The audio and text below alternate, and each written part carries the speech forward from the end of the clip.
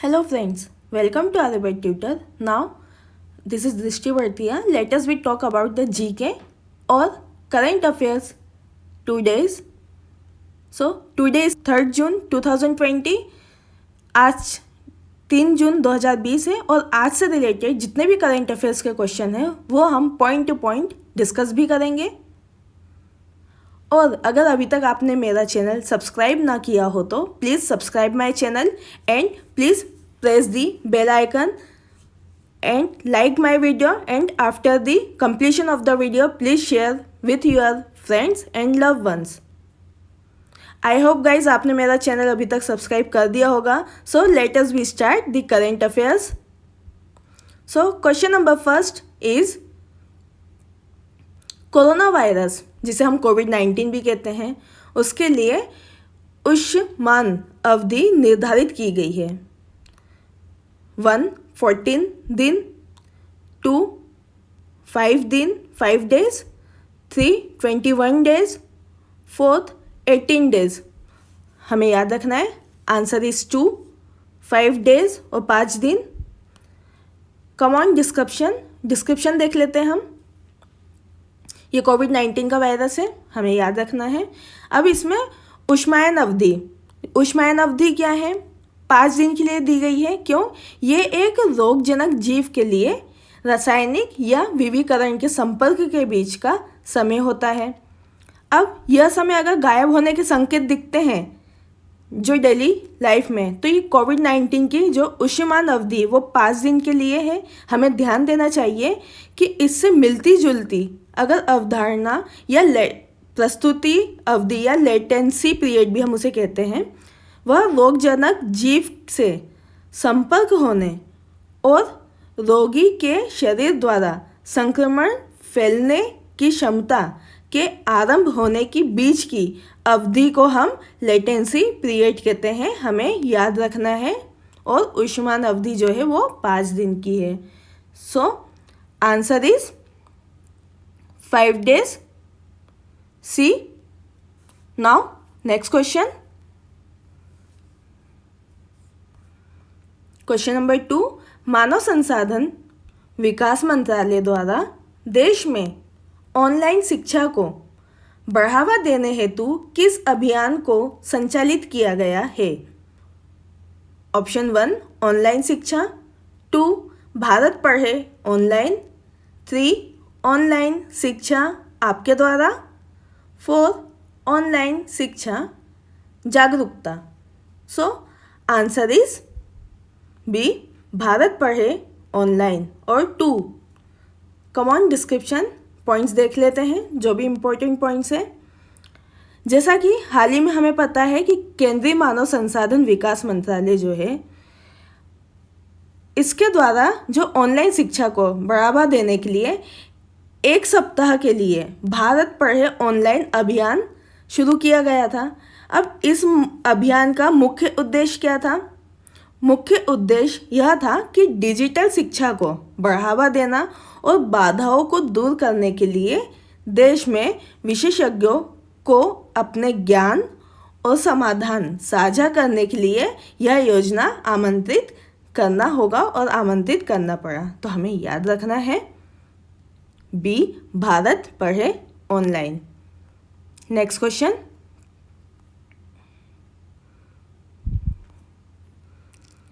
Question number 3, लघु उद्योग विकास bank of India SIDBI द्वारा पर्सनल प्रोटेक्टिव इक्विपमेंट के तहत किस नई योजना को संचालित किया गया है? Option 1 safe SAFE, option 2 help HELP, option 3 support, option 4 milestone. So answer is option A और 1 सेफ। ऑन डिस्क्रिप्शन पॉइंट्स देख लेते हैं हम इम्पोर्टेंट। हाल ही में अप्रैल 2020 की बात है जब SIDBI क्या है? Small industry development of bank of India, हमें याद रखना है SIDBI, लघु उद्योग विकास बैंक ऑफ इंडिया, इम्पोर्टेंट है, याद रखना है इसका फुल फॉर्म। इसके द्वारा जो कोविड-19 में आपातकालीन प्रतिक्रिया जो सुविधाजनक बनाने के लिए हमने क्या किया, उसे सेफ नामक एक नई योजना में संचालित किया है। यह जो विनिर्माण से जुड़े छोटे और मध्य उद्यमों के लिए वित्त सहायता कार्यालय है, हमें याद रखना है सेफ जो है वो एक सहायता कार्यालय है। अब इस योजना के तहत जो MSME है, जिसे हम जैसे कि विनिर्माण, जैसे mask, hand sanitiser, hand gears, दस्ताने, बॉडी सूट, वेंटिलेटर, जूता कवर और काले चश्मे में शामिल है। इसके लिए 50 लाख रुपए तक का ऋण जो लघु उद्योग है या MSME के द्वारा लोग ले सकते हैं, हमें याद रखना है option 1 safe. Next question, question number 4, Bharat सरकार द्वारा आवश्यक दवाओं की राष्ट्रीय सूची NLEM सर्वप्रथम जारी की थी। Option 1 1996 year, option 2 1997 in year, option 3 1999 in year, option 4 1991 in year. So answer is 1 1996 year. On description देख लेते हैं हम। अब भारत की पहली तो क्या है 1996 में जारी हुई थी, लेकिन क्या था NLEM जो था उसका फुल फॉर्म क्या है, आवश्यक दवाओं की राष्ट्रीय सूची, हमें याद रखना है। ये जारी किया गया था कब, 1996 में। इसमें 279 दवाइयाँ शामिल थी, लेकिन 2003 में इसमें चेंजेस किया गया, संशोधित किया गया और 354 टोटल दवाइयाँ कर दी गई थी। और बाद में 2011 तक में फिर से संशोधित किया गया, फिर 354 से 348 दवाइयाँ कर दी गई, फिर 2011 से 2018 में भी संशोधित किया गया, फिर इसमें 348 से 851 दवाइयाँ करी गई। लेकिन हाल ही में केंद्र सरकार ने राज्यों को मेडिकल ऑक्सीजन की आपूर्ति करने के लिए और सुनिश्चित करने के लिए एक मेडिकल ऑक्सीजन जो है वो NLEM में शामिल किया है। हमें याद रखना है कोविड-19 के चलते इसे ज़्यादा प्रावधान दिया गया है। क्यों? क्योंकि हमें अभी वेंटिलेटर्स की अति आवश्यकता है। सो आंसर इज 1 1996 NLEM, हमें याद रखना है, इम्पोर्टेंट है। नेक्स्ट क्वेश्चन, क्वेश्चन नंबर 5, सांसद स्थानीय क्षेत्र विकास योजना MP-LEDS प्रारंभ की गई थी। ऑप्शन 1 वर्ष 1993 में, ऑप्शन 2 वर्ष 1998 में, ऑप्शन 3 वर्ष 1990 में, ऑप्शन 4 वर्ष 1965 में। सो आंसर इज 1 वर्ष 1993 में, हमें याद रखना है। अब इम्पोर्टेंट पॉइंट्स देख लेते हैं इस क्वेश्चन के रिगार्डिंग। MP-LEDS क्या है? MP-LEDS का जो फुल फॉर्म है वो है सांसद स्थानीय क्षेत्र विकास योजना, हमें याद रखना है। ये 1993 में पेश किया गया था। अब इस योजना के तहत क्या था, सांसद के सदस्य प्रति वर्ष कितने 25 लाख रुपए तक का कार्यों में सिफारिश करेंगे और प्राकृतिक आपदा जैसे भूकंप आ जाना, कहीं भूकंप आ जाती है, कहीं एक्सीडेंटल होता है, कहीं फ्लाइट क्रैश हो जाता है, कुछ भी अगर ऐसा कुछ भी प्राकृतिक आपदा आती है तो वो सारी चीज़ें जो हैं उसमें 1 करोड़ रुपए तक के फंड की मंजूरी देंगे। तो मंजूरी कौन दे रहा है? केंद्र शासन। अब 6 अप्रैल 2020 की बात है जब केंद्रीय मंत्रिमंडल ने प्रधानमंत्री और अन्य सांसदों के वेतन में 30% की कटौती करने की मंजूरी देते हुए कहा था कि MP-LEDS को 2 वर्ष के लिए स्थगित किया जाए। हमें याद रखना है एमपी-लेट से रिलेटेड इम्पोर्टेंट क्वेश्चन है, आ सकता है कोविड-19 के चलते काफ़ी प्रचलित है ये क्वेश्चन। आंसर इज 1 वर्ष 1993 में। नेक्स्ट क्वेश्चन, क्वेश्चन नंबर 6, वह राज्य सरकार जिसके द्वारा बच्चों को ऑनलाइन प्रतियोगिता में भाग लेने हेतु प्रोत्साहित करने के लिए मो प्रतिभा का मतलब है मेरा जीवन कार्यालय का आयोजन किया गया है। Option A 1 Orissa, 2 Andhra Pradesh, 3 Paschim Bengal, 4 Telangana. So answer is 1 Orissa. Write on description. अब मो प्रतिभा मीन्स मेरा जीवन। हमें पता होना चाहिए कि कोविड-19 के चलते यह प्रसार जो है वो समाहित क्या है, वो उड़ीसा सरकार द्वारा किया गया है। उड़ीसा में हम बोलते हैं मो जीवन कार्यक्रम, यह शुरू किया गया था जिसका मतलब होता है मेरा जीवन।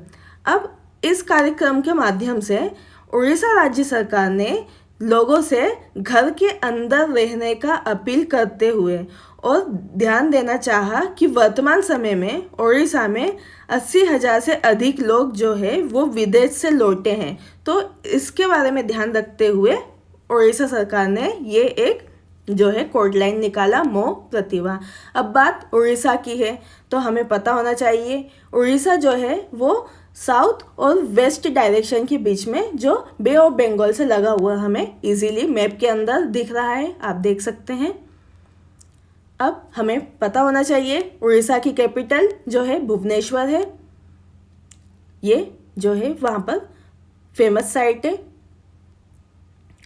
अब उड़ीसा शासन का एम्बलम हमें दिख रहा है, उसके साथ कोणार्क हॉर्स भी हम उसे कहते हैं। सीएम जो है वहाँ पर नवीन पटनायक जी हैं, बीजेपी सरकार से बिलोंग करते हैं। गवर्नर जो है वो गणेशी लाल जी है, ये भी बीजेपी सरकार से बिलोंग करते हैं। अब स्टेट एनिमल, बात उड़ीसा की है तो state animal is sambar, state bird is Indian roller, state fruit is fig tree, हम इसे फाइकस भी कहते हैं बॉटनिकल में, और हिंदी में हम इसे अंजीर भी कहते हैं। State flower Ashoka. सो क्वेश्चन नंबर 7, वह राज्य जहां स्थित दीपोर बिल को इको सेंसिटिव जोन घोषित किया है। Option 1 Assam, 2 Orissa, 3 Andhra Pradesh, 4 Karnataka. So answer is a Assam और 1 असम। नाउ ऑन डिस्क्रिप्शन, जैसा कि हमें पता है अकॉर्डिंग टू हम देखें एनजीटी जो है एनजीटी द्वारा बताया गया है। एनजीटी का मतलब पहले हमें पता होना चाहिए, एनजीटी का मतलब होता है नेशनल ग्रीन ट्रिब्यूनल, और अगर हिंदी में देखें तो राष्ट्रीय हरित अधिकरण, हमें याद रखना है, इम्पोर्टेंट है। अब बात असम की है तो असम सरकार ने दीपोर बिल घोषित किया। दीपोर बिल का मतलब यह होता है कि जो गुवाहाटी के पश्चिमी किनारे पर एक प्रमुख आर्द्र भूमि के आसपास के क्षेत्र को पर्यावरण संवेदी क्षेत्र या इको सेंसिटिव जोन घोषित किया गया था, उसे हम ESZ जोन भी कहते हैं। अब दीपोर बिल की बात है तो दीपोर बिल का हमें याद रखना है कि ये महत्वपूर्ण पक्षी क्षेत्र के लिए था। यह एक रामसर साइट भी होता है जिसके निकट एक आरक्षित वन भी है, तो हमें याद रखना चाहिए कि जो ESZ था या इको सेंसिटिव जोन था वहाँ पर पक्षियों के लिए एक रामसर साइट जो था उसे निर्धारित किया गया, और वो वन एरिया या जो फॉरेस्ट एरिया था उससे पूरा कवर था। अब बात असम की है तो हमें पता होना चाहिए असम स्टेट जो है, आप देख रहे हैं Assam state again bay of Bengal के ऊपर जो ईस्ट डायरेक्शन में है, हमें याद रखना है। बात असम की है तो कैपिटल दिसपुर हमें याद रखना है, और emblem is the government of Assam. Again सत्यमेव जयते। सीएम जो थे है सर्वा आनंद सोनोवाल, ये भी बीजेपी पार्टी से बिलोंग करते हैं। गवर्नर जगदीश मुखी, ये भी बीजेपी पार्टी से बिलोंग करते हैं। एनिमल, स्टेट एनिमल हमें पता होना चाहिए, वन हॉर्न रिनो और रिनोसेरॉस है। Bird, state bird white winged wood duck भी कहते हैं इन्हें हम, वुड डक भी।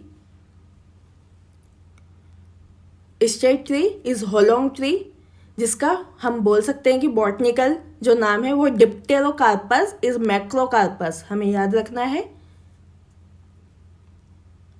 स्टेट फ्लावर जो है हम उसे कॉमन लैंग्वेज में कपू का फूल भी कहते हैं, और अगर इंग्लिश में बोले तो फॉक्सटेल ऑर्किड, ये एक ऑर्नामेंटल प्लांट होता है। और अगर इसका बॉटनिकल नेम देखें तो रिंचोस स्टाइलिस रेटोसा, हमें याद रखना है। क्वेश्चन नंबर 8, वह राज्य जहां चिकित्सा उपकरण विनिर्माण हेतु मेडिकल डिवाइस पार्क स्थापित किए जाएंगे।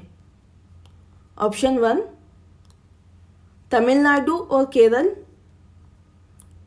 ऑप्शन 2 तेलंगाना और आंध्र प्रदेश। ऑप्शन 3 उपयुक्त दोनों। ऑप्शन 4 उपयुक्त में से कोई नहीं। सो आंसर इज उपयुक्त दोनों।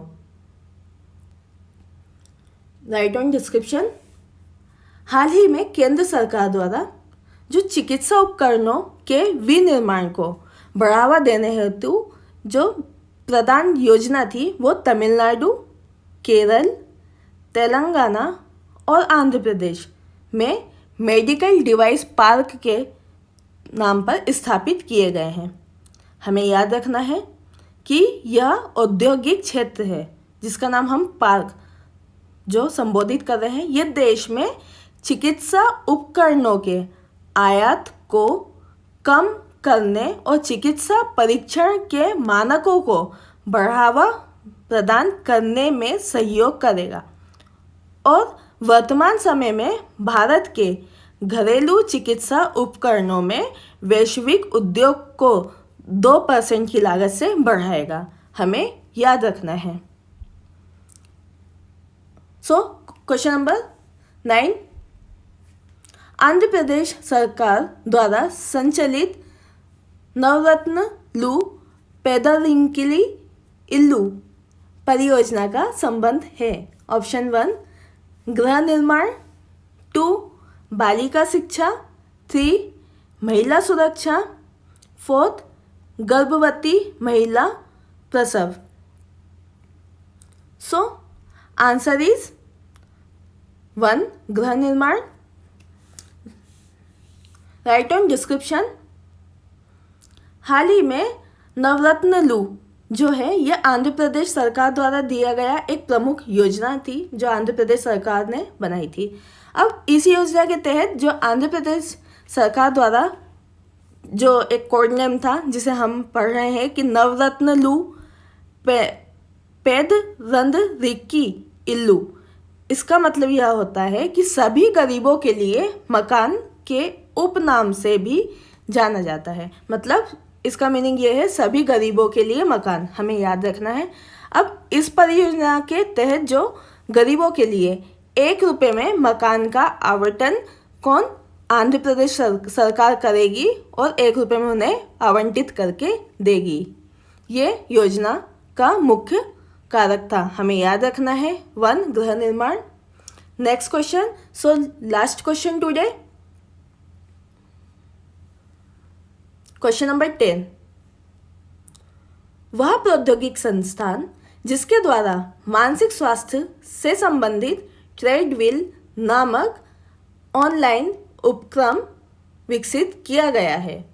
Option 1 IIT Kanpur, 2 IIT Madras, 3 IIT Mumbai, 4 IIT Delhi.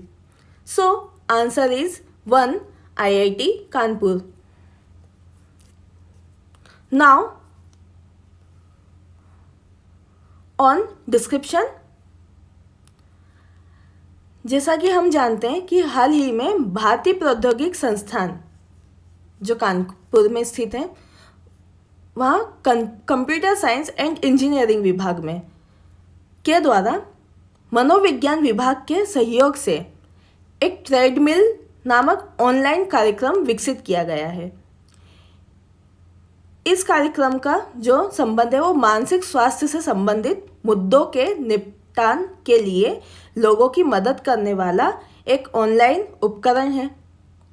अब यह ऑनलाइन सेवा जो है ये नागरिकों को विभिन्न ऑनलाइन प्रक्षावली और गेम के माध्यम से जैसे तनाव, कम मनोदशा, सुस्ती और अन्य अवसादग्रस्त लक्षणों से निपटने में मददगार साबित होगी।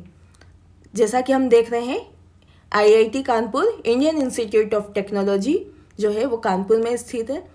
और अब बात कानपुर की है तो हम बहुत अच्छे से जानते हैं कि कानपुर जो है वो यूपी स्टेट के अंदर आता है। जैसा कि हम देख रहे हैं नॉर्थ वेस्ट में यूपी स्टेट है। यूपी स्टेट में एक जो है डिस्ट्रिक्ट है कानपुर, हमें याद रखना है।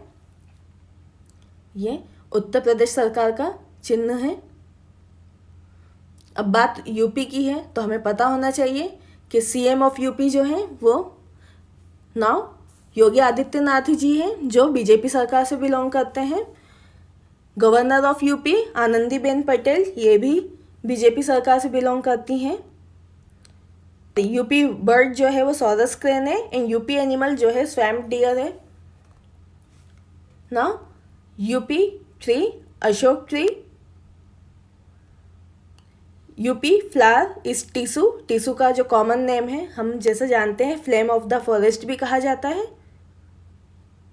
यूपी फ्रूट, अगेन फलों का राजा आम। सो आई होप गाइस कि आज का वीडियो आपको बहुत अच्छा लगा होगा। और अगर आपको इस वीडियो से रिलेटेड या किसी दूसरे सब्जेक्ट के टॉपिक से रिलेटेड आपको कोई भी डाउट हो सो प्लीज़ आप मुझे डायरेक्ट पूछ सकते हैं। नाउ आई होप गाइस कि आपने सब्सक्राइब कर दिया होगा मेरा चैनल। अगर अभी तक सब्सक्राइब नहीं किया हो तो please subscribe my channel, like my video and share your love ones because today's target is 1 lakh subscribe as well 1 lakh share and 1 lakh like। Please bell icon दबाना मत भूलना जिससे मैं आपको सारे नोटिफिकेशन इजीली आपके फ़ोन पर पहुंचा सकूं। Please press the bell icon again. I hope guys कि आपको मेरा वीडियो बहुत अच्छा लगा होगा। अगर आपको किसी भी टॉपिक से रिलेटेड प्रॉब्लम्स हो या आप किसी भी टॉपिक से रिलेटेड और दूसरे वीडियो में मोर इन्फॉर्मेशन चाहते हो so please WhatsApp on my number और आप मेरे व्हाट्सअप ग्रुप को भी ज्वाइन कर सकते हैं। My WhatsApp number is 9424570979। Your support is our power.